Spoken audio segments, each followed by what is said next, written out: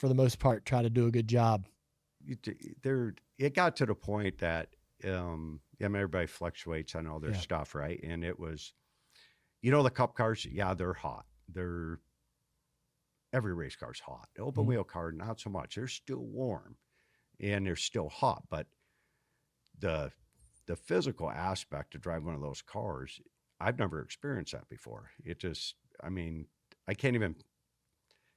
Where did we run? I run Toledo, and I think we ran a truck race, and I come over there. It was a 40-lap race. It goes green. The car's a little loose. I started like 12th or so. And with those cars, somebody was running a little heavy on their fuel. With methanol, it just burned your eyes, and all of a sudden I was like, I couldn't breathe because those cars, you can't breathe in the corners. So you're constantly trying to adjust your breathing.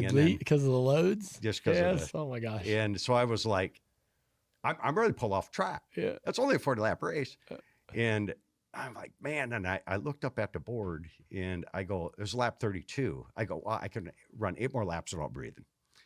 And of course I got to the end and jammed the belts off. And I think that seat in that car didn't quite fit quite perfect. But anyways, I'm looking at the board and it's got 74 up there, and I go, that don't make any sense for third or something like that. And the 3 of us have to stop on a start and finish line. So I stopped up there.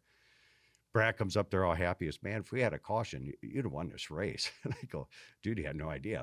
I almost pulled off the track at lap 32. And I was like, man, I'm either just so out of shape. But then when Kyle Busch had to have the Rowdy 250, well, I was racing that on Wednesday. I was scared to death going into this race. I thought, geez, I just barely made it through this 40-lap race with the Super. Yeah. And I got there and we ran that, and I think finished third. And I was like, God, I could run 5 of these.